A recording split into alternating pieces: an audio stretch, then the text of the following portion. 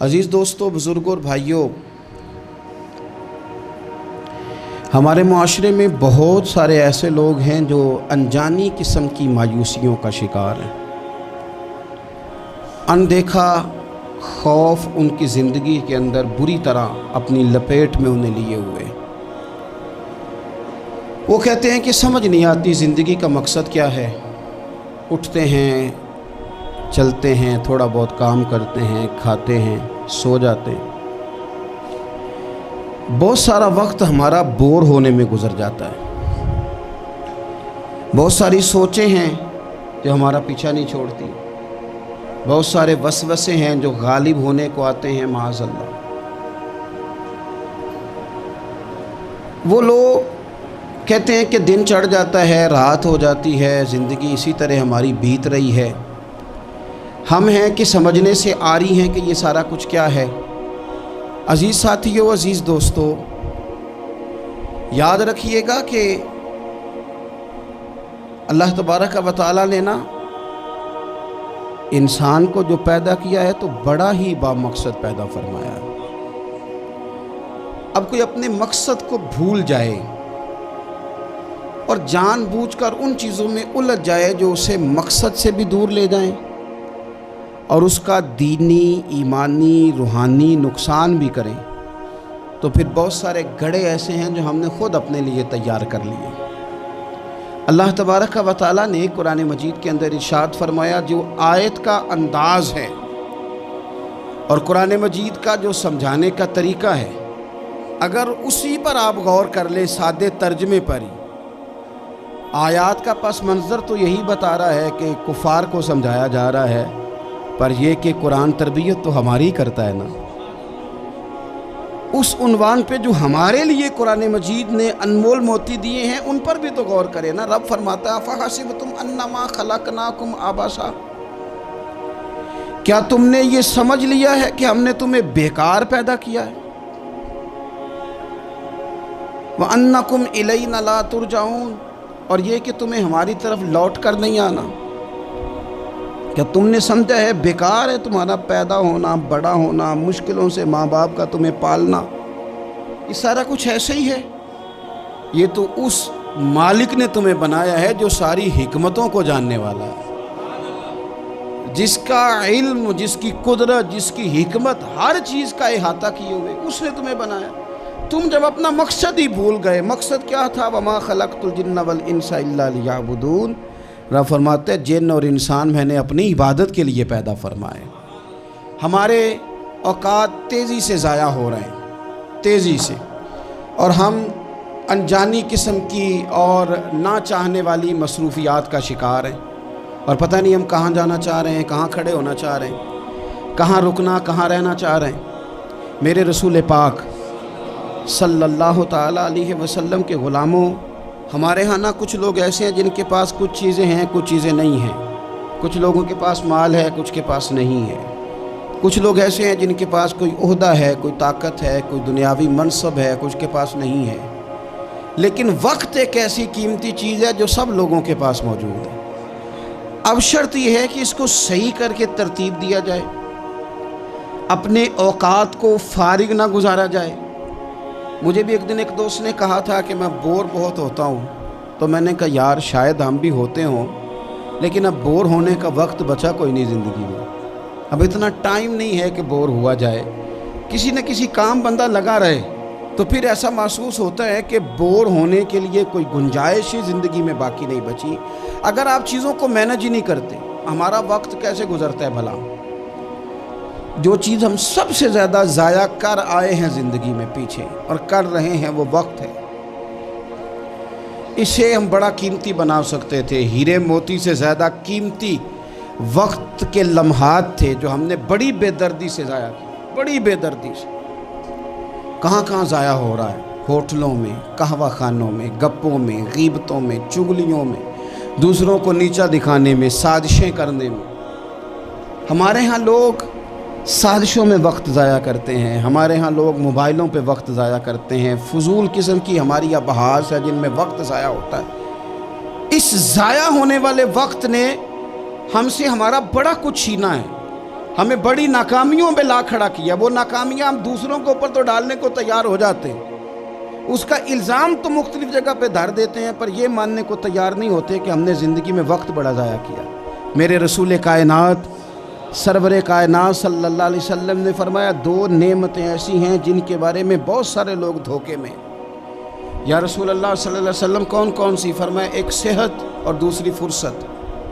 یہ نعمتیں ہیں تیرے پاس. اگر تو تندرست ہے بہت بڑی نعمت تیرے پاس, اور اگر تیرے پاس فراغت ہے تو سمجھ لیں رب نے موقع دیا ہے قرآن پاک پڑھنے کا, اللہ نے موقع دیا ہے درود و سلام پڑھنے کا, رب نے موقع دیا ہے تجھے خیر کرنے کا, اللہ نے موقع دیا ہے کثرت سے سجدے کرنے کا, مالک نے تجھے موقع دیا ہے اپنی بارگاہ میں جھکنے کا, اللہ نے موقع دیا ہے دعائیں مانگنے کا, نوافل پڑھنے کا, اذکار کرنے کا, تسبیحات پڑھنے کا, لیکن ہم نے ضائع کر دیا ٹائم کو.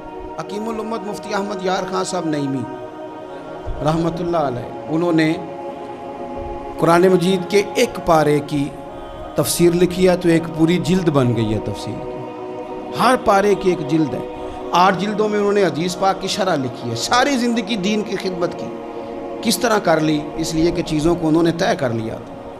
وہ 1 بجے خطبہ جمعہ کا آغاز کرتے تھے تو جب وہ سپیکر میں الحمدللہ کہتے تھے نا تو لوگ اپنی گھڑیاں ٹھیک کرتے تھے کہ لو بھی 1 بج گیا. یہ ترتیب دیا ہمارے بزرگوں نے, ٹائم مرتب کی چیزیں. مفتی صاحب گزر گئے, ہو گیا ٹائم, تو کہتے ہیں کبھی گھڑی منگوا کے بھی دیکھتے تو واقعی 4:45 ہوئے ہوتے. طے شدہ زندگی گزاری, اس لیے ان کے وقت میں برکت تھی. انہوں نے پڑھا بھی لیا, لکھ بھی لیا, اور انہوں نے ہزاروں صفحات لکھے, خدمت بھی کی, اور وہ سرخرو ہو کر رب رسول کی بارگاہ میں حاضر بھی ہو گئے.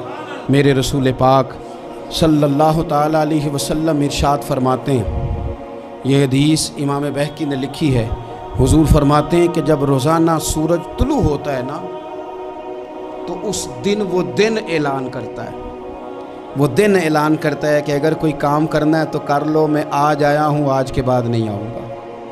آج کا کام آج کر لو, میں کل نہیں آؤں گا. جو دن آج آیا ہے یہ قیامت تک بھائی دوبارہ نہیں آئے گا. جس کی آج تلاوت رہ گئی, جس کا آج درود پاک رہ گیا, جس نے آج سجدے نہ کیے معاذ اللہ رہ گئے اس کے, جس نے جو خیر کرنی تھی آج کے دن نہ کر سکا تو رہ گئی. حضرت عمر بن عبدالعزیز رحمۃ اللہ علیہ سے کسی نے کہا حضور یہ کام رہنے دے, کل کر لیجئے گا. تو فرمانے لگے جو کل کرنا ہے وہ پھر کب کروں گا؟ اس کام کو کل کر لوں گا تو جو کل کرنا ہے وہ کب کروں گا؟ امام شافعی رحمۃ اللہ علیہ فرمایا کرتے تھے کہ میں نے نا صوفیاء سے ایک بات سیکھی ہے جس نے مجھے زندگی میں بڑا نفع دیا ہے. آپ فرمایا کرتے تھے کہ صوفیاء کہتے ہیں کہ وقت ایک تلوار ہے, یہاں تو تم اسے اپنے بس میں کر لو, یعنی مینج کر لو, طے کر لو, معاملات کو مرتب کر لو, اس طرح اس وقت یہ کرنا ہے, اس وقت یہ کرنا ہے, تو پھر تم اس تلوار کی وجہ سے ساری مشکلات کو کاٹ دو گے. اور اگر تم نے اس تلوار کو نہ تھاما تو یہ وقت ایک ایسی تلوار ہے پھر یہ تمہیں کاٹ دے گا. اور فرمایا کرتے تھے یہ اتنی تیزی سے پگھلتا ہے وقت, کالے بال سفید ہو جاتے ہیں, سیدھی کمر ٹیڑھی ہو جاتی ہے, تندرست وجود بیمار ہو جاتا ہے. اتنی تیزی سے پھر یہ وقت گزرتا ہے کہ برف اگر دھوپ میں رکھ دی جائے تو وہ اتنی تیزی سے نہیں پگھلتی جتنی تیزی سے ہماری زندگی کے دن پگھل رہے ہیں. ہم سمجھتے ہیں دن بڑھ رہے ہیں, حالانکہ دن بڑھ نہیں رہے, دن کم ہو رہے ہیں. ہم موت کے قریب جا رہے ہیں. اپنے روزمرہ کی جو چیزیں ہیں, معاملات زندگی ہیں, اس پر خوب توجہ دیں اور خوب محنت کریں اور چیزوں کو طے کر لیں. اگر آپ طے کر لیں گے تو آپ محسوس کریں گے کہ ہم نے زندگی میں کچھ کر لیا ہے. لیکن میرے بھائی اگر سوچنے میں, سمجھنے میں, سیروں میں, آنے جانے میں, میں اکثر دوستوں سے کہتا ہوں کہ زندگی شگل میلے میں گزر گئی لوگوں کی. شگل میلے, یا بیسوں میں یا شگل میلے میں. 2 گلیاں چھوڑ کے مسجد ہے تو آپ نے نہیں دیکھا ہوگا کہ 15 بندے اکٹھے ہو کے مسجد جاتے ہو کسی گلی سے. 15 20 جا رہے ہیں, آؤ چلیں یار سارے جمعے کا ٹائم ہو. اس طرح نہیں اکٹھے ہوتے. 7 گلی میں جانا ہے. لیکن اگر انہی لوگوں سے کہا جائے کہ سیر کے لیے جانا ہے تو پوری بس بھر جاتی ہے ایک محلے سے. انہی سے کہا جائے کہ میلہ ٹھیلا لگا ہے وہاں جانا ہے تو پوری بس بھر جاتی. 7 والی گلی جانے کو تیار نہیں. میرے بھائی جنت انسان کی کامیابی کا مقام ہے. جنت وہ جگہ ہے جہاں ہم کامیاب ہو کر فلاح پا کے جائیں گے.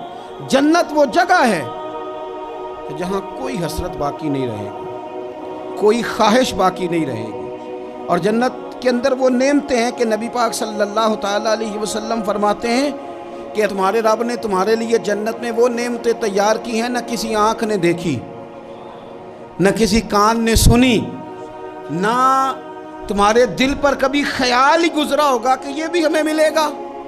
वो सारा कुछ भी अल्लाह तुम्हें जन्नत में अता करेगा। लेकिन हज़रत मुआज़ इब्न जबल रज़ियल्लाहु ताला अन्हु इरशाद फरमाते हैं कि जन्नतियों को भी एक हसरत होगी। फरमाने लगे मैंने रसूल पाक से सुना है, फरमाने लगे मैंने हुजूर से सुना है कि जन्नती भी उस वक्त पर हसरत करेंगे जो वक्त उनसे ज़ाया हो गया और खुदा के ज़िक्र में नहीं गुजर सका। वो हसरत करेंगे कि ये लम्हा हमने ज़ाया कर दिया, अल्लाह के ज़िक्र के बगैर गुजार दिया, खैर के जुमले के बगैर गुजार दिया, दरूद व सलाम के बगैर गुजार दिया। वक्त का ज़ाया होना इतनी बड़ी हसरत है कि जिस पर अहले जन्नत भी हसरत करेंगे ये हमसे क्या हो गया। तो जो हसरत कल करनी है वो आज ना कर लें, बचा ना लें अपने वक्त को, ज़ाया होने से बचा ना लें। हम कभी पलट के देखें ना तो हमारी बहुत सारी महरूमियों का सबब ये है कि हमने सुस्ती बड़ी की। मैं कई दफ़ा गौर करता हूँ ना, ज़ाती तौर पर तो मैं समझता हूँ ज़िंदगी में बहुत सारे और काम भी हो सकते थे लेकिन सुस्त हो गए। क्या ही अच्छा था 1 घंटा और कम सो लेते, क्या ही अच्छा था कि थोड़ा और आगे बढ़ लेते।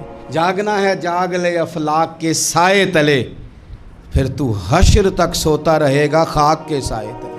कुछ काम करें, कुछ आगे बढ़ें, कुछ अपनी ज़िंदगी के अंदर चीज़ों को ले कर के आएँ। आप जब कुछ चीज़ों को लाएंगे, कुछ करेंगे। हज़रत उमर फ़ारूक रज़ियल्लाहु ताला अन्हु ना, जनाब फ़ारूक आज़म हमेशा काम करते थे, हमेशा ड्यूटी करते थे और उन्होंने बड़ी ड्यूटी की ज़िंदगी में, बड़ा काम किया। हम ना सो जाते हैं, हम आराम करते हैं, बल्कि मर्ज़ी की नींद है, मर्ज़ी का जागना है।